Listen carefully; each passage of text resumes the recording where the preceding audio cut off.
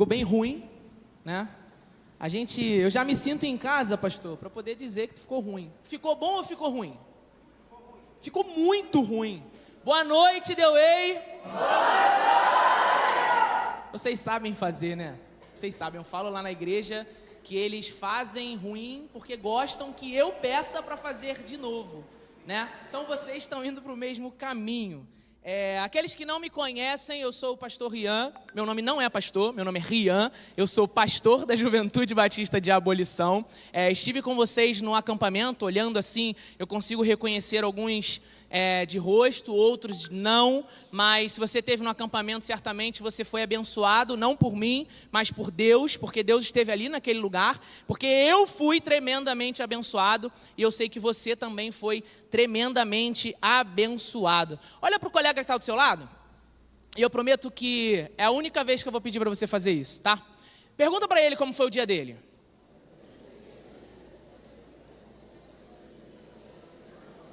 Diz para ele que ele está bonito. Meu dia foi bom. Diz para ele que ele está alegre, que ele está sorridente. Fala assim para ele, olha só. Será que tem alguma notificação no seu celular agora? Olha aí, pode olhar. Tem notificação no seu celular?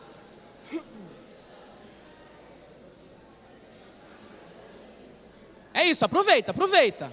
Vou contar mais 10 segundos aí para vocês. Muito obrigado. Foi? Agora que vocês fizeram isso, eu vou pedir um favor para vocês. Não converse com o colega que está do seu lado, porque você já perguntou se ele está bem. Você já sabe que ele está bem.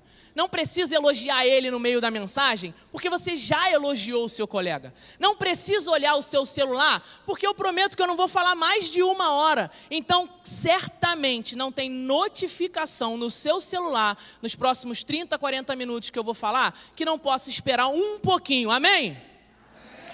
Abra sua Bíblia em Efésios 3, verso 14. Nós leremos do 14 ao 19.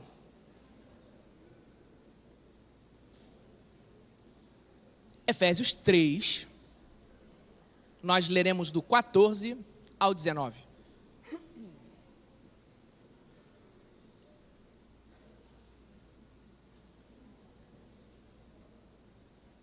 Amém? Diz o seguinte a palavra do Senhor: por essa causa me coloco de joelhos perante o Pai de nosso Senhor Jesus Cristo, o Criador de todas as coisas nos céus e na terra.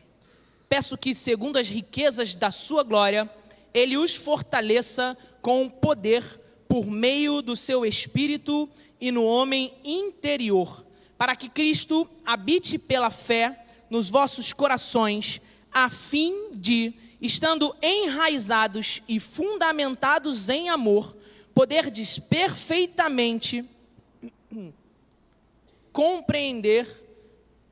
Valeu, é muita água e eu certamente vou beber.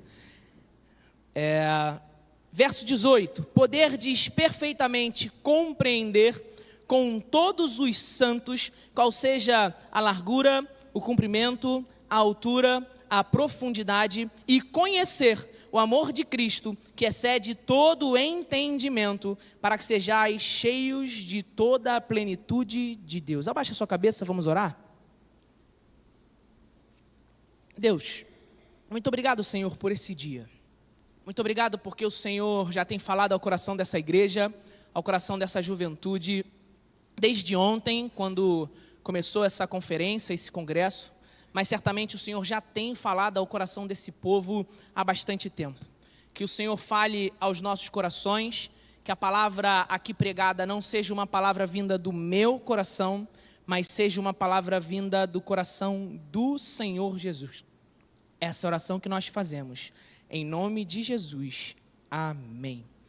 Essa carta aos Efésios, algumas pessoas chamam de epístola, ela foi escrita por Paulo e alguns historiadores vão dizer que ela foi escrita por volta da sua primeira prisão ali em Roma. Paulo, ele está preso em Roma, encarcerado, e aí ele tendo vários motivos para reclamar, vários motivos para falar mal do Senhor, vários motivos para poder mandar a carta para alguém, maldizendo alguém, ele decide enviar uma carta aos Efésios.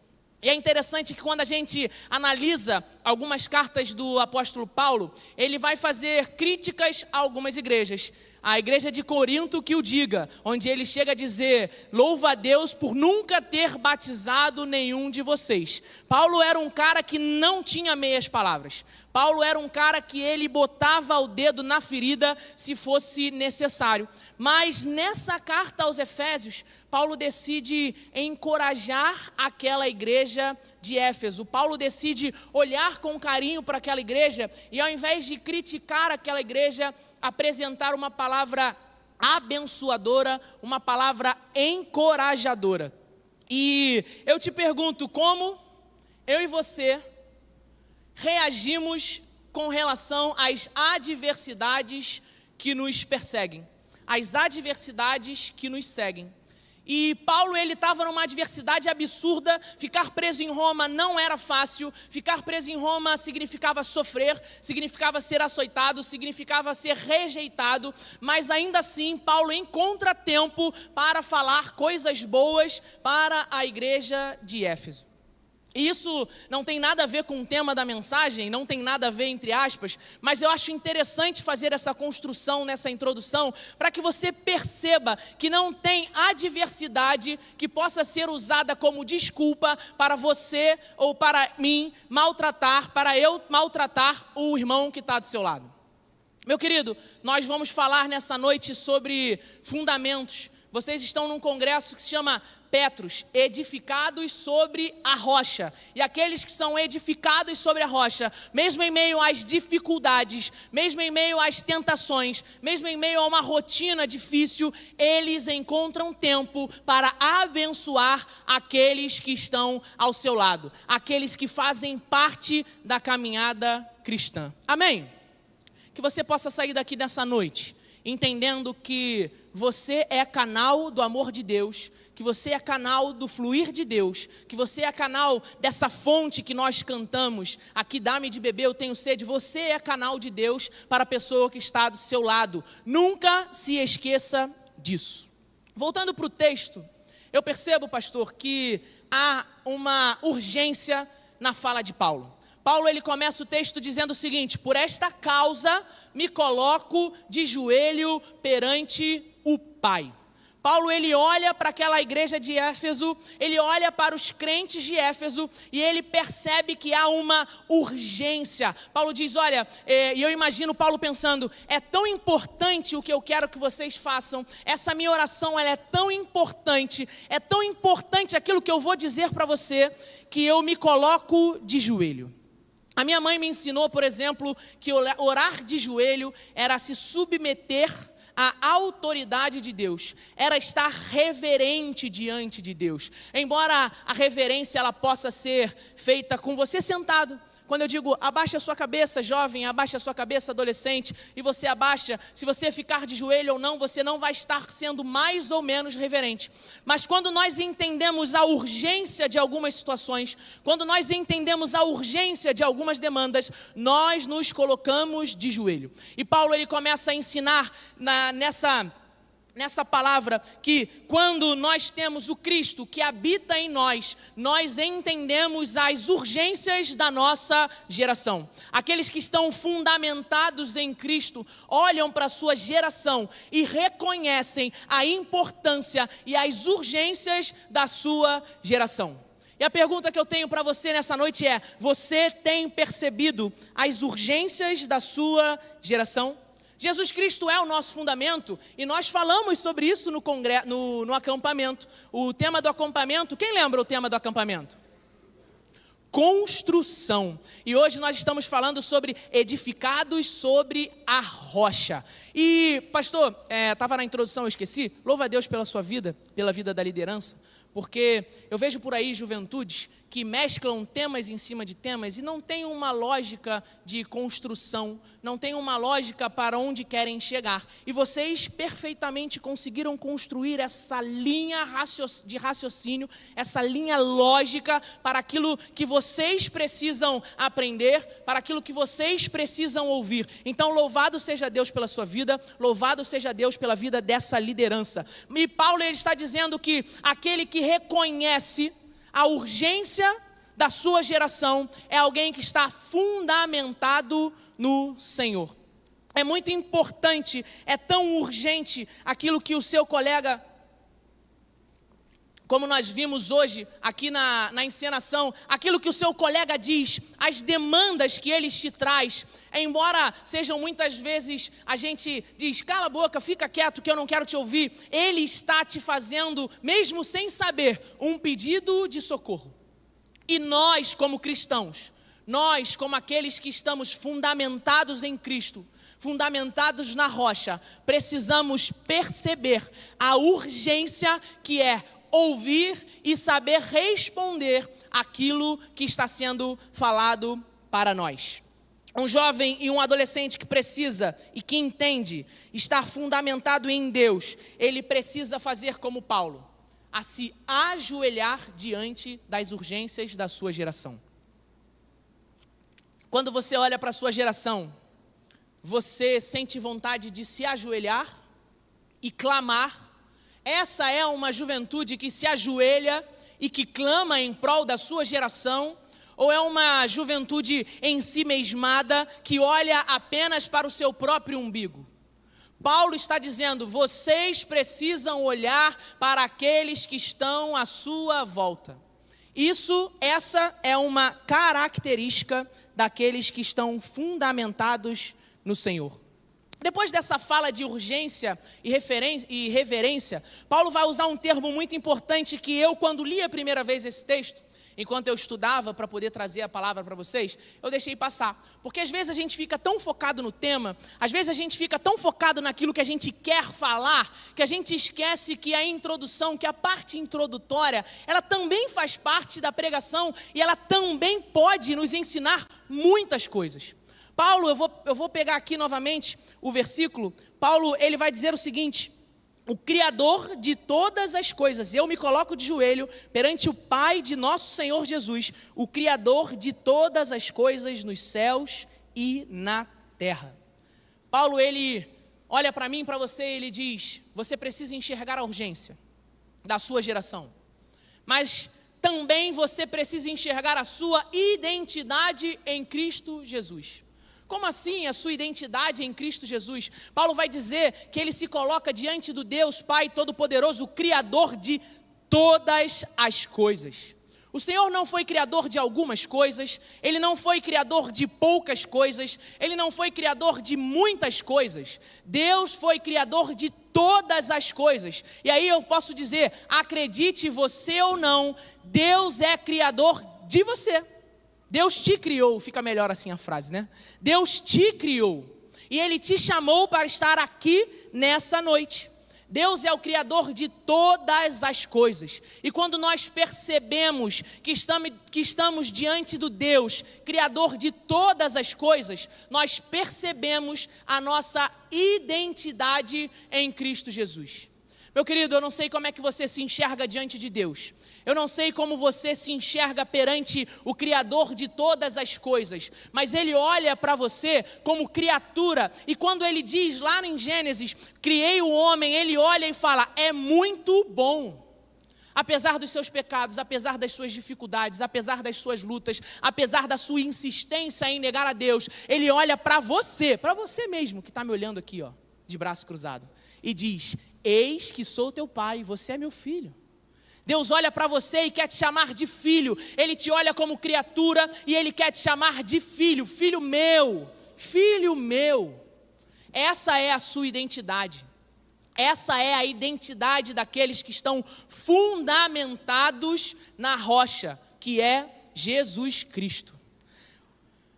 Nós precisamos entender a nossa identidade. Quando você se projeta, quando você se olha no espelho, o que você vê? Jovens e adolescentes passam por fases muito complicadas, por fases de não aceitação, muitas vezes por fases de bullying, são chamados de feios, disso, daquilo, reclamam da aparência, falam de tantas coisas que não deveriam ser faladas, e a gente começa a se olhar no espelho como não merecedor do amor de Deus, e não somos. Mas quando esse amor, ele chega para nós, a gente rejeita, porque a gente está tão acostumado a ser rejeitado, que a gente só consegue rejeitar. Eu não sei se você olha para o espelho e vê rejeição. Eu não sei se você olha para o espelho e se rejeita.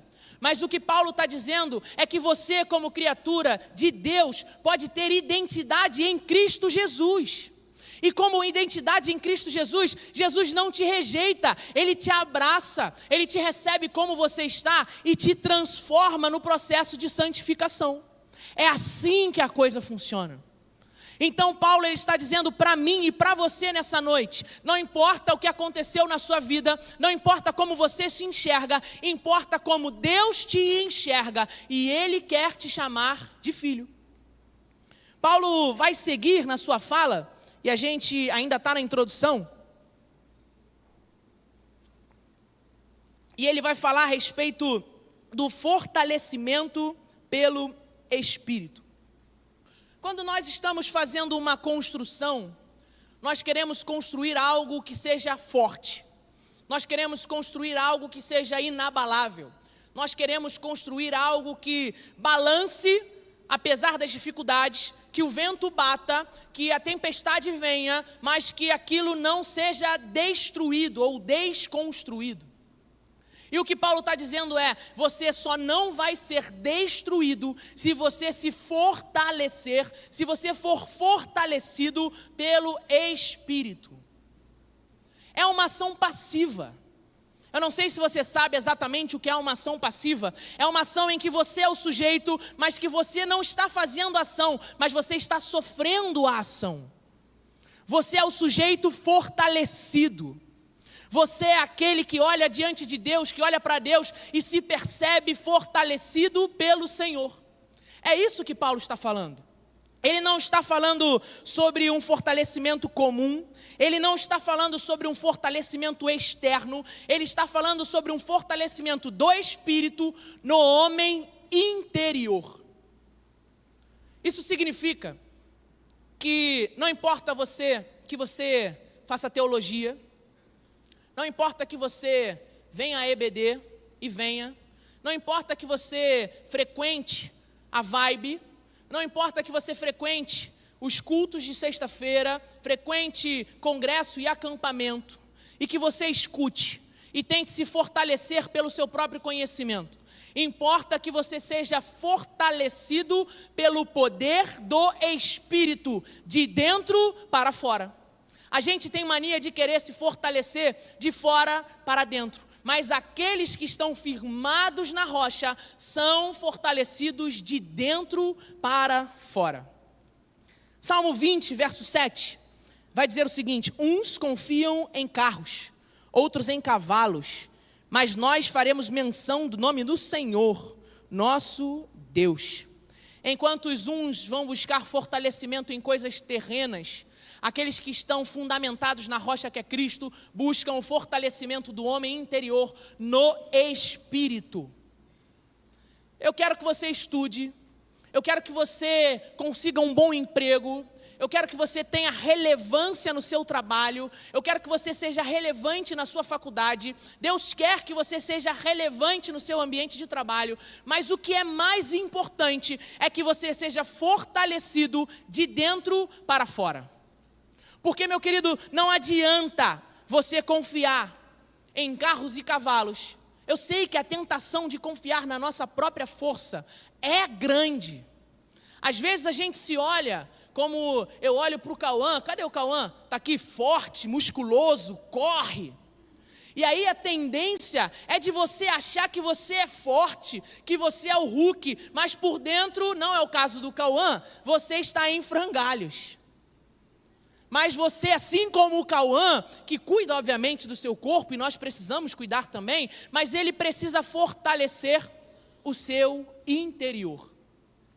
Você tem fortalecido o seu interior? Ou você tem vestido uma capa de super crente, mas lá dentro, no seu coração, no profundo da sua alma, você sabe bem que nada daquilo que você projeta é verdade. Paulo, ele está dizendo, não importa o que você projeta a respeito de si mesmo, importa o que está dentro do seu coração. Não importa o que você mostra para o pastor Davi, não importa o que você mostra para o pastor Israel Belo, importa o que eu, Deus, consigo enxergar dentro do seu coração. Importa o que eu, Deus, consigo perceber no mais profundo da sua alma. Importa o que eu, Deus, conheço ao seu respeito. E quando Deus sonda o seu coração, o que Ele tem encontrado? O que Ele tem encontrado no seu coração? Frangalhos ou uma busca sincera pelo fortalecimento no Espírito? Meu querido, ao confiar em Deus, nós edificamos a nossa vida sobre a rocha. E nós somos fortalecidos no Cristo ressurreto. Isso é muito forte. Quando nós edificamos a nossa vida sobre a rocha, nós somos fortalecidos pelo Cristo ressurreto. Paulo vai seguir, e aqui depois de toda a narrativa, depois de toda a construção introdutória que Paulo nos traz, ele chega ao ápice da sua, me dá um nervoso, ele chega ao ápice da sua mensagem. Ele chega ao ápice da sua palavra. Ele olha para mim e para você, e ele olha para os crentes da igreja de Éfeso, e ele vai dizer o seguinte: para que Cristo habite pela fé nos vossos corações, a fim de, estando enraizados e fundamentados no amor. Eu gosto muito de fonética, de semântica, e eu tenho apanhado bastante no estudo do grego. Eu estou terminando ainda o seminário e falta grego 3 e 4. Senhor Jesus, que dificuldade! Mas a gente aprende muita coisa. E eu estava estudando o que Paulo está falando aqui, e eu encontrei duas palavras que significam habitar. A primeira palavra é paroikel. Vocês já ouviram alguma coisa parecida? Paróquia, paroco, são palavras no português que se referem a essa palavra, paroikel. E essa palavra paroikel, ela significa dizer uma habitação provisória, uma habitação temporária, algo que tem início e algo que tem fim. Uma coisa que tem data para começar e uma coisa que tem data para acabar. E eu fiquei pensando, eu falei, poxa, será que é essa palavra que Paulo está usando? E aí eu fui pesquisar exatamente qual palavra que Paulo usou. Paulo, ele vai usar a palavra katoikel.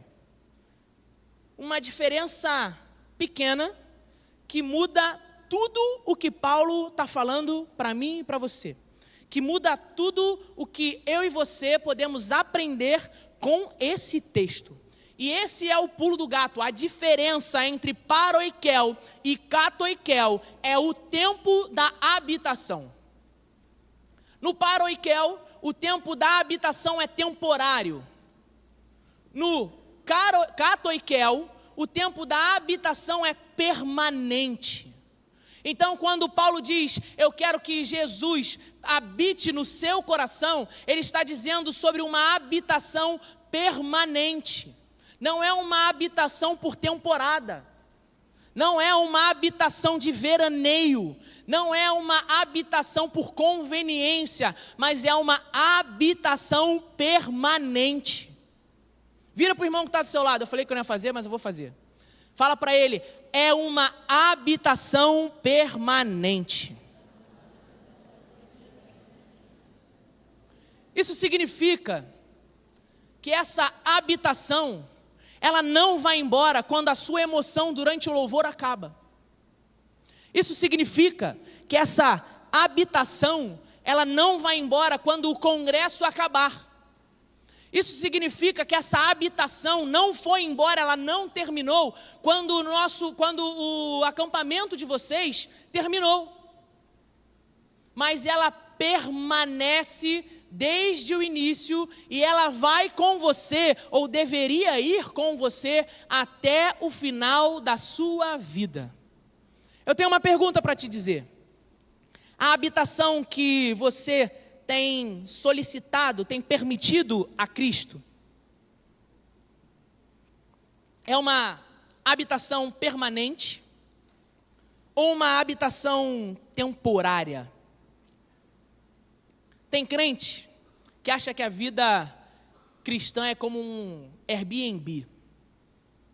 Você chega, arruma tudo, recebe o seu hóspede usa, vai lá, toma um banho de piscina, dorme no travesseiro, que nem é seu, você deixa para os hóspedes.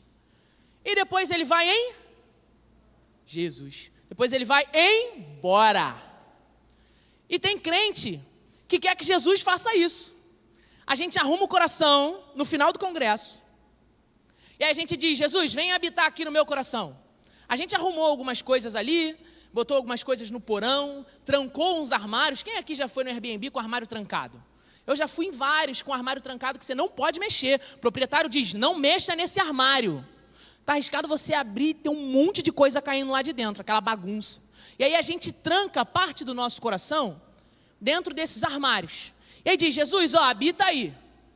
Mas tem prazo de validade. Tem horário. Vai ter dia que eu vou querer que você saia. Vai ter dia que eu vou querer que você volte. Mas aí a gente negocia. Fica tranquilo que a gente negocia. Gente, a vida cristã, daqueles que estão firmados na rocha, não pode ser vivida como quem aluga um Airbnb para Jesus. Jesus, ele quer ser o proprietário exclusivo da sua vida. Ele não quer sair para que entre um pecado ou outro. A gente viu aqui na encenação. Quem você tem deixado habitar no seu coração? Jesus ou qualquer outro tipo de ideologia, qualquer outro tipo de pecado? Porque cristianismo não é ideologia. Cristianismo é confissão de pecado. Cristianismo é novidade de vida. Cristianismo é transformação. Mas quando a gente vive o cristianismo como um Airbnb, a gente transforma o cristianismo numa ideologia vazia e barata, que tem início, tem meio e tem fim. Mas a real é que a palavra de Deus vai dizer que aquele que veio dos céus para a terra para morrer pelos meus e pelos seus pecados, era, é e sempre será. Ele é o dono da eternidade. Ele não tem meio, início, fim. Ele é e sempre será, independente de como ele habitar no seu coração. O que Paulo está pedindo, o que Paulo está falando nessa oração, é que você abra o seu coração para que Jesus habite permanentemente. Por isso o tema da mensagem, uma habitação permanente. E quando a pessoa ela é habitada permanentemente, Jesus ele tem a chave única daquele coração. E Jesus ele pode fazer qualquer e toda transformação que ele bem desejar. Quantas vezes eu fui no Airbnb, voltando, fazendo propaganda, e eu falei assim, se eu tivesse dinheiro, eu compraria essa casa aqui, aumentava essa piscina, esse quarto aqui está pequeno, aumentava, botava um banheiro aqui, 2 dias depois eu ia embora. Não fiz nada disso porque eu não tenho dinheiro, porque a casa não é minha. E aí Jesus olha para você e fala assim, caramba, se ele deixasse eu habitar na vida dele, eu ia tirar esse pecado fora, eu ia ajeitar as coisas, eu ia organizar tudo, eu ia limpar tudo com o meu sangue e tudo ia ficar perfeito, porque eu, Cristo, sou perfeito. Mas aí você diz, Jesus, está na hora de ir embora. O seu aplicativo, tocou, e já tem outro hóspede vindo aí. Que hóspede? Me chamaram para ir para a chopada beber. Me chamaram para poder ir assistir um filme que eu não posso assistir, que não agrada o coração de Deus. Me chamaram para ir na casa da minha namorada, porque os pais dela não estão em casa. Então Deus, mete o pé, porque não estou com tempo, eu tenho que correr. A sua estadia aqui já foi. Você está me atrasando. E aí você vai lá e troca a fechadura. Não tem troca de fechadura naqueles que entendem que Cristo habita permanentemente no seu coração. Quantas vezes você trocou a fechadura do seu coração? Quantas vezes você bateu no relógio e disse: Jesus, está na hora. A transformação que você fez para mim já é suficiente. O que você fez na minha vida ali me salvou e eu acredito que a partir daí a responsabilidade é toda minha. Então, mete o pé e quando eu precisar, aí eu te chamo para mais uma habitação temporária. O que Paulo está dizendo é que você não pode ser um jovem ou um adolescente que se satisfaz com habitações temporárias. Você precisa elevar o nível da sua fé. Você precisa passar de fase. Você precisa deixar essa imaturidade de lado e viver uma vida cristã responsável, de quem entende a responsabilidade e os custos que é entregar a vida para Jesus de forma permanente. Jesus não quer você pela metade. Jesus não quer o porão do seu coração, o sótão do seu coração. Jesus quer você por inteiro. E um segundo ponto nessa palavra que Paulo nos traz é que ela traz uma conotação de bem-estar. A palavra katoikel, ela traz a conotação de habitação permanente, mas ela também traz a conotação do bem-estar. Não é uma permanência qualquer, é uma permanência onde Jesus se sente à vontade. É uma permanência onde ele se sente à vontade em circular em todas as áreas da sua vida. Você já ouviu aquela oração? E às vezes eu também faço, de vez em quando. Senhor, abençoa a minha vida amorosa, a minha vida espiritual, a minha vida, não, financeira não, a minha vida no colégio, abençoa o meu namoro, mas dependendo do que você quiser fazer eu também não quero. A gente vai fatiando a nossa vida. E aí Jesus, ele faz uma habitação, mas sem bem-estar, onde ele não se sente à vontade. Lembra aí de um dia que você chegou num lugar e você não se sentiu à vontade? Como é não ser bem visto no lugar onde você está? Como é chegar num lugar onde as pessoas te olham e dizem assim: seria melhor se você nem tivesse vindo? Ou, o que você veio fazer aqui?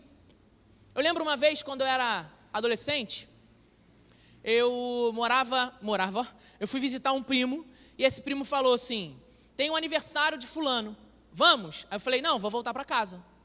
Não fui convidado. Não, fica tranquilo, você conhece fulano e tal, não sei o que, vamos embora. Aí eu, adolescente, sem muita ideia na cabeça, falei: vamos embora.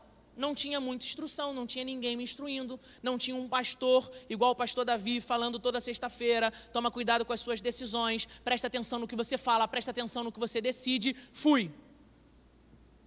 Você acredita que assim que eu cheguei, eu ouvi em coro uma música que eu não sei nem de quem é, que diz assim: quem me chamou? A festa inteira cantou essa música, eu não estou brincando. Eles cantaram essa música olhando para mim, porque eu era o penetra da festa. E aí eu me senti tão sem graça.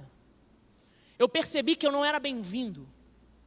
Eu percebi que eu não poderia, que eu não deveria estar ali. Eu percebi que eu não poderia sentir bem naquele lugar. Eu não estava, como a palavra diz, bem-estar. O bem-estar não fazia parte daquele momento. Foi constrangedor. É assim que Jesus sente quando ele entra no seu coração e você diz assim: deixa que a partir daqui quem manda sou eu. E aí ele diz, talvez fosse melhor você nem ter deixado eu entrar. Porque o coração morno, ele me enoja. O coração morno, ele me dá vontade de vomitar. O coração morno me dá vontade de sair correndo com nojo. Quando Jesus não se sente à vontade na sua vida, porque você é aquele crente mais ou menos, da habitação temporária, ele sente vontade de vomitar. Ele sente vontade de sair de perto. Porque a mornidão incomoda o Cristo ressurreto. Porque ou você é ou você não é. Ou você está edificado na rocha, ou você deixa Jesus habitar permanentemente no seu coração, ou você não deixa. Não tem uma casinha nos fundos para botar Jesus como algumas pessoas fazem com a sogra. Ou ele é o dono ou ele não é o dono. Tá rindo? Tem cara de que vai botar tua sogra na casinha. Jesus não quer morar no cafofo que você deixou para ele, meu irmão.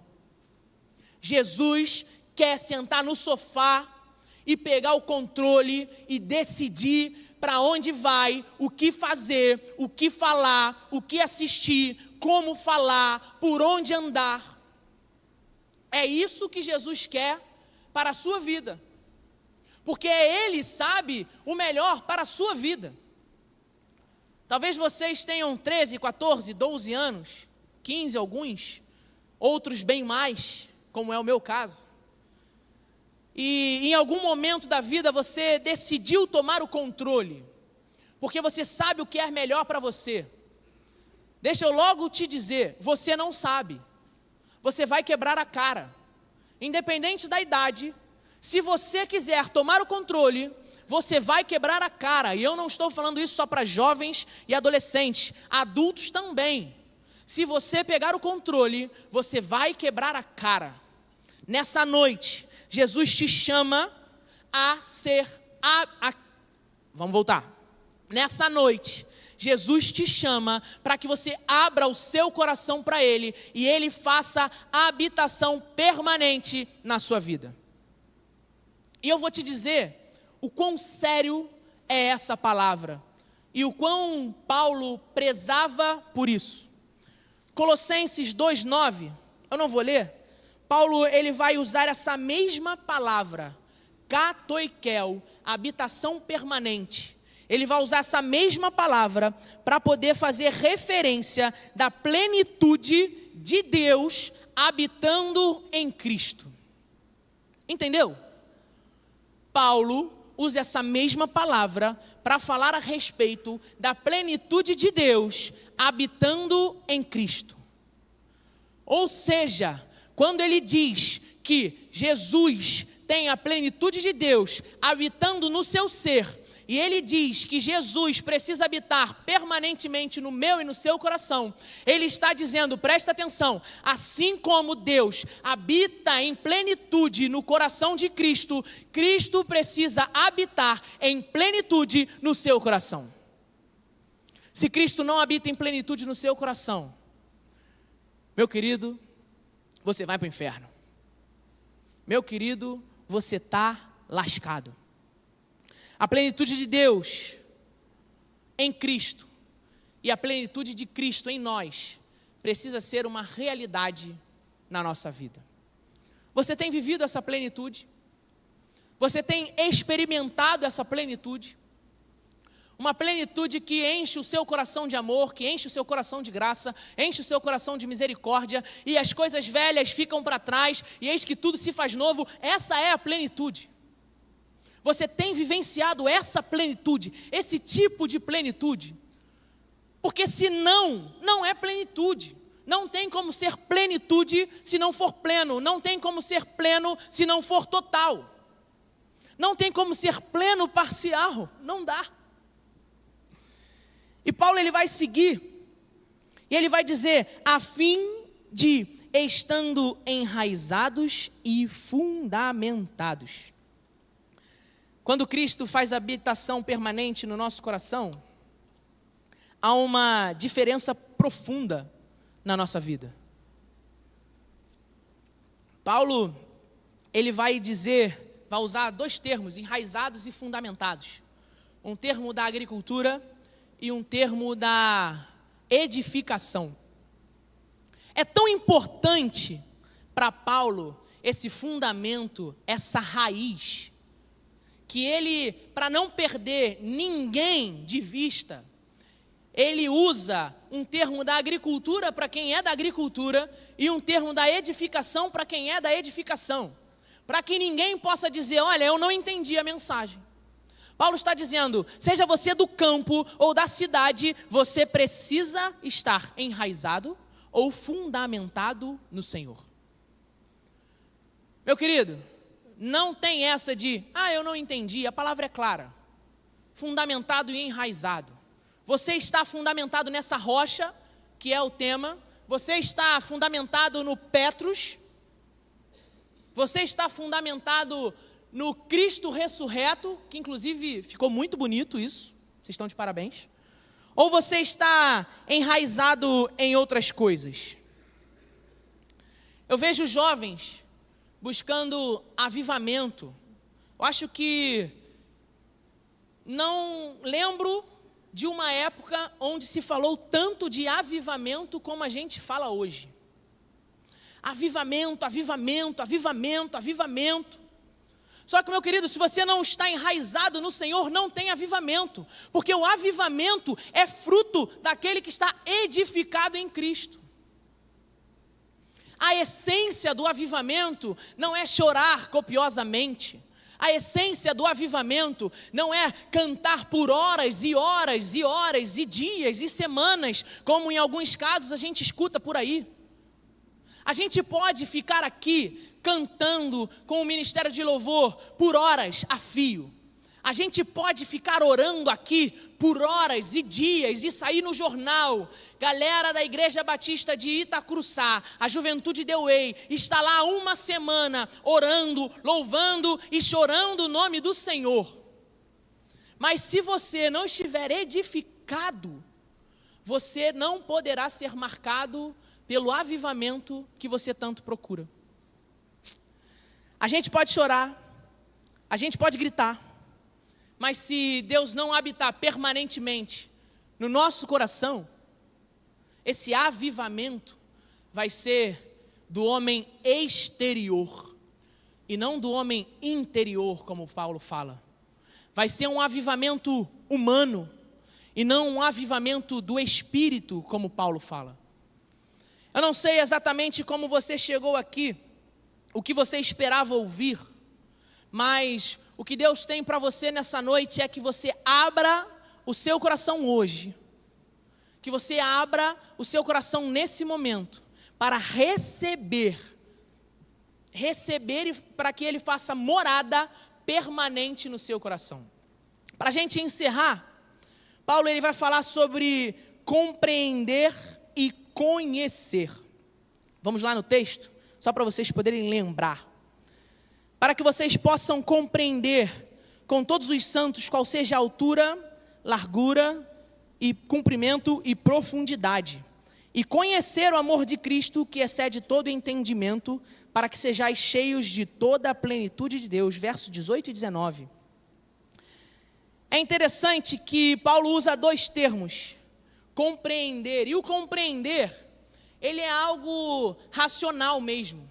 É a compreensão humana, é isso que Paulo está falando. Para que você como homem possa compreender essa altura, largura, profundidade e comprimento. Então quando você olha para o amor de Deus, você compreende que esse amor de Deus, ele é tão largo que ele é capaz de abraçar o maior dos pecadores. Ele é tão profundo que ele é capaz de tirar o maior dos pecadores do inferno. E ele é tão alto que ele é capaz de fazer com que nós que estávamos destituídos da glória de Deus, fôssemos restituídos da glória de Deus, com promessa de vida eterna. É essa compreensão racional, é essa compreensão lógica que Paulo está falando. Mas ele não termina com essa compreensão racional, com essa compreensão lógica. Ele continua e ele vai falar sobre conhecimento. O compreender ele é importante, mas o conhecer significa experimentar. Alguém pode te ensinar a respeito do amor de Deus, e você gravar e compreender, mas você só vai conhecer esse amor, essa profundidade, essa altura, esse comprimento, se você experimentar individualmente esse amor de Deus. Não é um conhecimento em grupo, não é um conhecimento em comunidade, é um conhecimento individual, um conhecimento no seu coração. E quando você experienciar esse amor, você vai perceber que o amor de Deus, ele é largo, profundo, ele é gracioso, ele é bondoso, ele perdoa os seus pecados. Pastor, mas o meu pecado, isso e aquilo, Deus perdoa. Basta ter arrependimento verdadeiro e honesto. É esse amor que Paulo quer que você conheça. Esse amor que vai fazer habitação permanente no seu coração. É esse amor que vem direto da rocha, que é Jesus, o Cristo ressurreto, Jesus de Nazaré, nascido em Belém, numa manjedoura. É esse que você conheceu, que você compreendeu. É esse que você compreendeu, que quer ser conhecido nessa noite. E eu te pergunto, você compreende ou só conhece? Perdão, você conhece ou só compreende? Você conhece de experimentar, como Jó diz, antes eu só ouvia falar, hoje eu o vejo com os meus próprios olhos. Jó saiu da compreensão para o conhecimento. É noite de sairmos da compreensão e mergulharmos profundamente no conhecimento. Talvez você tenha chegado aqui e nunca tenha experimentado esse amor. Talvez você nunca tenha percebido, compreendido, ouvido falar do amor de Deus. Talvez você não tenha nem noção do que está se passando. Mas, meu querido, uma coisa é certa, o Senhor Jesus, Ele olha para você e Ele te reconhece como criatura e Ele quer te chamar de filho. O Senhor Jesus, Ele olha para você e Ele te reconhece como filho, Ele quer fazer, filho, vinde a mim, bendito dos meus pais, vem depressa, arrependa-se, venha até mim, porque o meu amor, ele é gigante, e você vai conhecer de experienciar esse amor, de experimentar esse amor. Mas talvez você tenha chegado aqui meio morno, sabe? E tem um texto em Apocalipse, do capítulo 2, verso 1 ao 7, eu não vou ler, não precisa abrir, que João vai fazer uma crítica severa à igreja que Paulo tanto elogiou.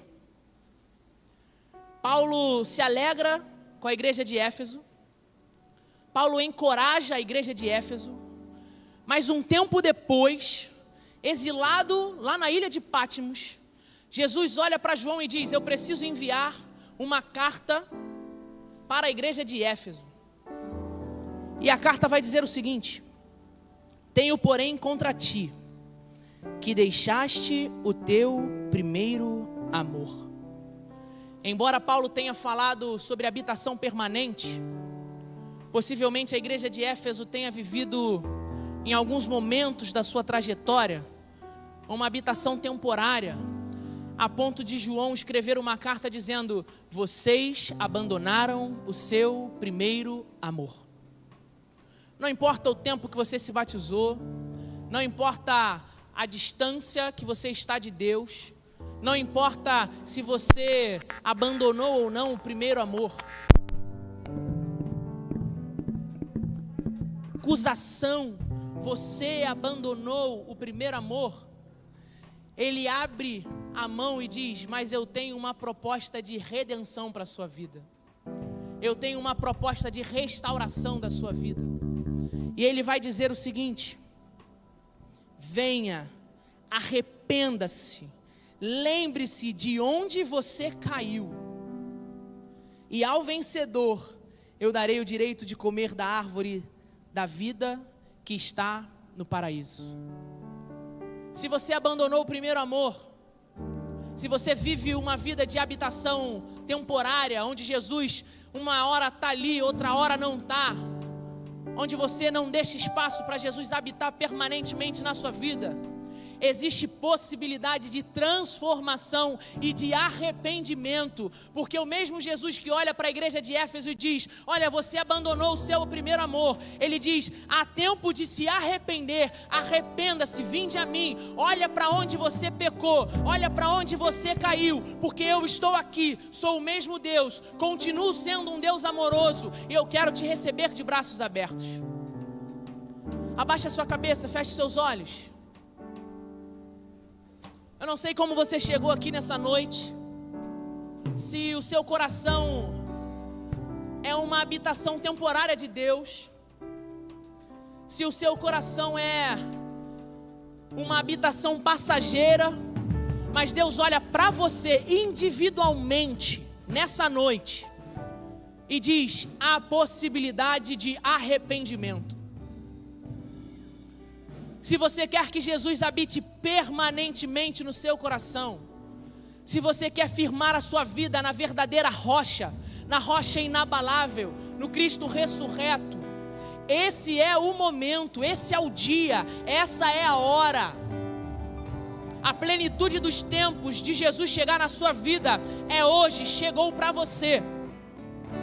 E ele diz: vem, filho amado, eu te recebo em meus braços, para te curar, para te libertar de todo pecado, para te tirar das amarras do inimigo, para transformar verdadeiramente a sua vida. Se você quer que Jesus faça uma habitação permanente, não uma habitação temporária, mas uma habitação permanente que dará frutos permanentes, eu quero que você fique de pé. Esse é o momento. Se Jesus tocou o seu coração, se você quer entregar a sua vida para Jesus hoje, de uma vez por todas, se você quer que aquele sentimento de permanência, de ser transformado, de ser transbordado pelo poder de Jesus Cristo, coloque-se de pé. Eu não vou insistir, eu não vou demorar, porque o chamado é para você, é individual para você. Se você nunca entregou sua vida para Jesus, entregue nessa noite, coloque-se de pé como um ato de fé e diga: Jesus Cristo, eu sei que você morreu na cruz do Calvário por mim, e eu te recebo de braços abertos, de portas abertas no meu coração, para que você faça habitação permanente. Coloque-se de pé, não resista, não resista, coloque-se de pé, porque Deus quer falar com você nessa noite. Ajoelhe-se, chore, ore, faça o que você quiser, meu querido, mas entregue o seu coração para Jesus, e eu tenho certeza que essa vai ser a sua melhor decisão de hoje em diante. Nós vamos cantar e eu quero que você continue de pé.